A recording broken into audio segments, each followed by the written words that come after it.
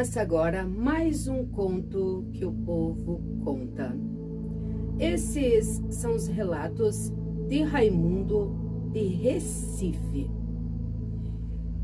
Olá, me chamo Raimundo, tenho 62 anos e esse caso aconteceu com eu em 1974.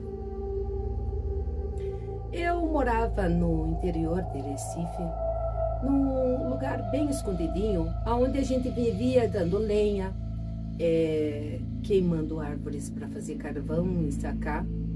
E, na verdade, a gente ficava semanas longe de casa. E nessas andanças, pois tinha eu e mais uns 7, 8 companheiros, eu conheci um rapaz chamado Vilazo. E sempre escutava contos de assombração, ara de lobisomem, boitatá, mula sem cabeça, nessas rodas de fogueira que nós fazíamos enquanto queimava os carvão. E um dia nós queimando os carvão, Vilazo chegou e falou: Ara, amanhã é sexta-feira, né?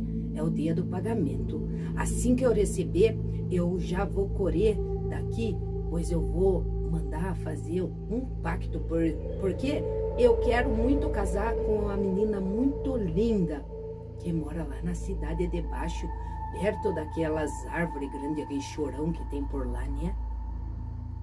Eu olhei na cara de Vilazo, ele era tagarela por demais, tem umas ideias meio que das esquisitas, né? Eu falei: o que você vai fazer? Ele falou: Ara, vou mandar fazer um pacto lá pra eu casar com ela, pois faço tudo pra ficar com ela, faço qualquer coisa. Chirga, a tarde da sexta-feira veio. Ele saiu dali e disse que ia atrás dessa mulher que sabia fazer o tar dos pactos pra você conseguir o que você queria. E dito e feito, Chirga, ele não cortou mais no trabalho de jeito nenhum. Passou algumas semanas, soube que ele tinha casado de verdade com a tar da menina. Essa menina, Chirga, era impossível chegar perto dela, pois o pai dela era muito bravo, um coronel daqueles assim que não tem, só tem maldade no coração. Qualquer um que se aproximasse, pois ele metia bala. Ela já estava prometida para alguém rico, de posse. E Vilazo não tinha onde cair morto. E por um certo momento eu até acreditei que esse estar pacto dá certo, hein? Porque para ele conseguir casar, ainda se arranchou lá na fazenda, andava de caminhoneta, pelo que eu sabia, e estava muito bem de vida. Ô Chirga, passaram-se 7 anos, eu soube da morte da mulher dele, um acidente feio que deu na serra, e disse que capotou, não sobrou quase nada da mulher dele. E ele estava junto nesse acidente. E eu até fiquei preocupado, mas depois eu soube que ele sobreviveu. Passou mais ou menos um mês. Quem aparece na minha casa? Ara, que eu bate palma lá no portão, eu olho de longe, Vilazo. Mas quase que eu nem reconheço. Só reconheci pelo grão dos olhos dele, o nariz dele que era muito grande. Eu olhei de volta, se achegue, se é o Vilazo, né? Ele falou: Ara, sim. Raimundo, eu vim aqui ter um dedo de prosa com você. E foi se entrando. Chirga, quando ele chegou bem perto da minha porta, dava para ver assim que ele estava até tremendo. Magro, magro, magro, acabado, Chirga, com umas olheiras. Eu perguntei para ele: o que aconteceu com você, amigo? Pois eu soube que você tinha casado tão bem, mas eu soube que a sua esposa morreu, que você tinha se acidentado. Ainda bem que você tá melhor, né? Ele disse: não. Maldita hora, o que eu fiz com a vida dos outros e com a minha vida? Pois naquela sexta-feira que eu falei para você que eu ia fazer um trabalho para ficar com a minha amada, ou seja, um pacto, naquela sexta-feira eu encontrei a tar mulher. Ela disse para eu ir na frente de uma igreja, virar de costa para a igreja e pedir pro outro lá que trouxesse a minha amada, que eu já tinha pago para ela. Eu paguei tudo certinho o dinheiro que ela pediu. Ela pediu para que eu fosse na igreja, virasse de costa para a igreja e falasse pro outro lá, que você sabe quem é, que Se você trouxer minha amada, eu faço o que você quiser. Mas eu falei exatamente as palavras que ela pediu, né? Eu não sabia as consequências, pois eu já tinha pago ela, né? E quando eu terminei de falar que eu faço o que você quiser, apareceu atrás dele um cheiro de enxofre tão grande, um homem seco com os olhos brancos. Eu até me assustei, pois não era aquilo que eu pretendia, né? Ele apareceu bem atrás dele, eu me virei para ele e disse: é você que eu tô fazendo um pacto?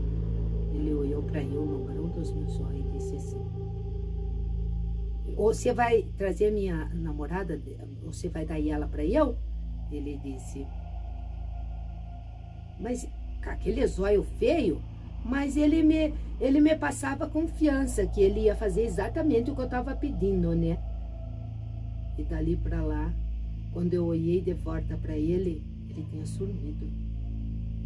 Cara, pois eu fiquei assustado, mas a mulher disse que era para fazer desse jeitinho mesmo, né? Dali eu saí. No outro dia, passei na frente da casa da minha amada e ela tava lá. Ela sorriu para eu. O pai dela tava do lado, nem me deu tiro também, como todo mundo dizia que ele dava tiro. Em mim não deu tiro. E ela chamou eu para entrar, como se me conhecesse há muito tempo. O pai dela me ofereceu emprego, como se estivesse me esperando.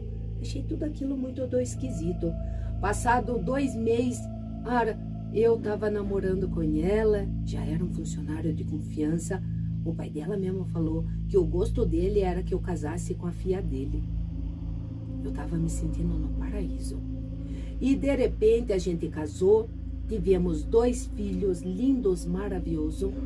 Mas dali uns 5 anos eu comecei a sonhar com um homem que vinha perto de eu, exatamente o mesmo homem seco, dos olhos brancos, que falava assim para eu: tá na hora de pagar sua conta, viu?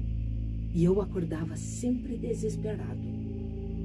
Todo sonho que eu tinha, ele falava que eu tinha que pagar a conta para ele. E eu, sem entender nada, já estava ficando meio azuletado das ideias. Quando, de repente, minha esposa me inventou essa viagem, onde ela perdeu a vida, né? E meus filhos estavam com meu sogro, graças a Deus. E eu quase que fui junto com ela. Fiquei quase 15 dias em coma. Quando eu me acordo, aquele homem que vinha todas as noites no meu sonho estava do meu lado olhando para eu e voltou a dizer: tá na hora de pagar a conta, né? E eu já desesperado, que não tinha ido nem no velório da minha esposa, comecei a perguntar: cadê minha esposa? Ele respondeu para eu assim, ó: e ela já foi. Falta a tua parte da conta, né? E de lá pra cá, Raimundo, esse homem tá toda hora perto de eu. Você não tá vendo ele aqui do meu lado? Ele tá olhando no grão do teu zóio. Você não tá vendo? Eu olhei pra Vilásio e olhei do lado dele. Quase que eu tenho um treco. Falei: eu tô só sentindo usar o pio, mas você já tá me dando uns negócios ruins aqui, hein? Você pare com essa prosa fiada perto dele. Ele, desesperadamente, falou que precisava da minha ajuda. Eu até pensei comigo, sabe, Chirca? Todos esses anos não lembrou que eu existia, mas agora veio pedir ajuda, pois eu não sabia como ajudar ele, não. Mas não se nega ajuda para um amigo. Eu conhecia uma senhora benzedeira por aqui que ajudava muita gente que andava perturbado da cabeça, então as pessoas que têm encosto, essas coisas, né? E resolvi levar ele lá. Falei: eu não posso te ajudar, mas eu conheço quem possa ajudar você. Só que você vai ter que ir com ele lá. Ele olhou para o lado dele e falou: agora você fica aí. E eu olhei para ele e falei: Vilásio, aqui não vai ficar ninguém. Vai você e ele lá prosear com a mulher. Pode chamar o teu companheiro para ir atrás. Chirca, até achei que ele não estava perturbado, não. Ele era doido mesmo, devido à morte da mulher, né? Mas, para minha surpresa, Chirca, quando chegamos na casa da Dona Maria, ela olhou no grão dos olhos dele e falou: valei-me minha Nossa Senhora, homem. O que você fez? O que você fez com a sua vida? Ele olhou para ela assim, baixou a cabeça e eu, Chirca, me arupiei. No fiapo da minha costela, até as nurcas, mas bem aquele arupio, coisa mais feia do mundo. Eu pensei, Ara, essa coisa é séria, né?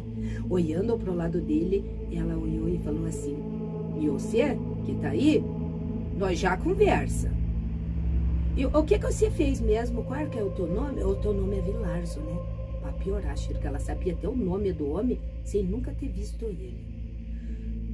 Ara, ali eu vi que a mulher era muito da séria mesmo. Não era só o povo que dizia que ela sabia, ela via as coisas, não.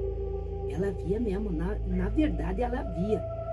Ele começou olhando os olhos dela e disse, desde que eu casei, eu vivi uma vida muito feliz. Mais de 5 anos pra cá, esse homem seco me segue.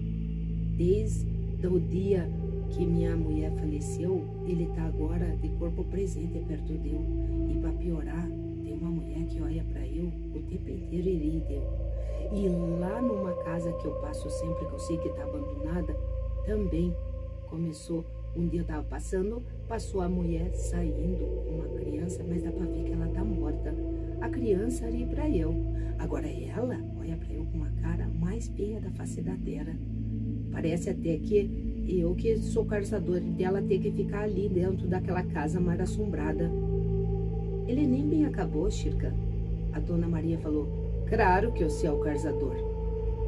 Por causa do teu pacto que você fez, é que eles têm que andar atrás de você para te atormentar, para você se lembrar que você fez um pacto. E não era a tua esposa que era para ir. É você que fez o pacto e a sua ladeira. Olhou pro lado assim de Vilarzo, que era o outro lado oposto que eu tava, hein, Chirca? E disse assim, você, eu vou prosseguir com você depois. Ara, Chirca do céu, de repente eu já me dei uma pressa, porque estava mortinho de medo. Eu falei, ó, eu não vou fazer parte desse negócio aí não, tá? Dona Maria, desculpa qualquer coisa, ele fica em boas mãos e eu tô indo-me embora. E saí correndo de lá, né? Quando eu chego no portão, Chirca, eu escuto um estralo muito grande, eu olho para trás, Chirca, e quem que é? Que eu vejo? Lavaredas de fogo saindo. Pensei, será que tá acontecendo alguma coisa? Pegou fogo na casa, foi ajudar, né? O caduco tocou fogo na casa, não sei, do jeito que tava, né? Voltei correndo para trás. Quando eu chego na porta, Chirca, me deparo com uma cena horrível. Ela com os galhos de ervas, com 3 potinhos. Um dava para ver que era sal, outro era água e outro era óleo. Ela pinchava assim aquelas aguinhas nele e ele fazia lavaredas de fogo, como se estivesse pinchando arco nele. E ele se contorcia ao chão e a gente conseguia ver aquelas lavaredas mais feias. E ela, como se nada tivesse acontecendo, ela tinha autoridade no que ela estava fazendo. E ele se contorcendo no chão. E eu já fui fazendo o sinal da cruz também. E quase que eu volto para trás, mas agora eu já tinha entrado, né, Chirca? Quando ela fez pela 5ª vez aquele mesmo ritual, a gente viu uma fumaça preta, o fogo parou. Só a fumaça que sorveu. E com aquela fumaça, Chirca, fez um formato certinho de um homem que ele disse que estava perto dele, seco, bem magrelo.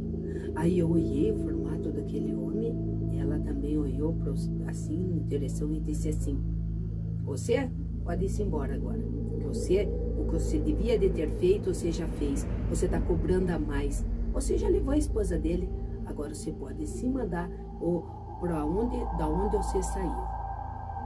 E Chirca, ele ficou esmorecido, suando, gelado naquele chão. O cabelo dele chegava a pular assim, ó, no rosto dele, de tanto suor. Acho que é da brasidão do fogo, né, Chirca? Nunca tinha visto aquilo na minha vida. Quando, de repente, ela olhou para eu e falou, desculpa, você não precisava ter visto essas coisas que você viu, mas o seu amigo vai ficar bem. Ele vai ter que fazer mais 4 sessões dessas aí. Porque o outro foi, mas disse que não quer ir embora não, tá? Chirca, De volta eu fiz o sinal da cruz e dessa vez eu consegui ir embora. Xirga, de repente, Xirga, passou mais ou menos uns 10 dias, Dona Maria volta em minha casa e diz assim: olha, o teu amigo Vilazo não quis fazer o ritual inteiro. Ele começou a resingar e se sumiu de lá. Eu ainda falei para ele que ia voltar tudo para ele se ele não tivesse terminado o que ele começou. Porque não é uma vez só. Tem que se pegar na reza e com Deus por resto da vida para se livrar desse tipo de maldição. Mas ele não me escutou. Falou que ia-se embora, cuidar dos filhos dele, que ele não tinha mais nada para fazer ali, que ele estava agradecido, ele já se sentia melhor, que ele tinha certeza que nada mais ia acontecer com ele. E o sogro dele chegou hoje de manhã na fazenda, dizendo que ele chegou em casa e começou a se contorcer no chão, e as crianças se assustaram, ele se assustou, foram na cozinha para pegar um copo d'água para ele. Quando voltaram, ele estava indo de gatinho em direção à escadaria, e da escadaria começou a correr no quintal, e do quintal deu uma explosão de fogo em direção à floresta.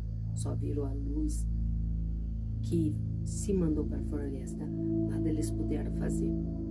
E na realidade vieram cobrar o preço, mesmo sem ele estar devendo, porque era uma árvore. E nessa foi 2. E até agora não sabem notícias, mas eu sei onde ele está. Ele foi pagar a conta dele. Por isso que eu sempre digo, viu, Raimundo? Não mexa com o que você não conhece. Não faça conta com o desconhecido, porque uma hora você há de pagar, né? Então, é o que eu digo. Começou, tem que terminar as coisas. Não terminou, o preço ele pagou com a vida. Esse foi mais um conto que o povo conta. Relatos reais, história da vida.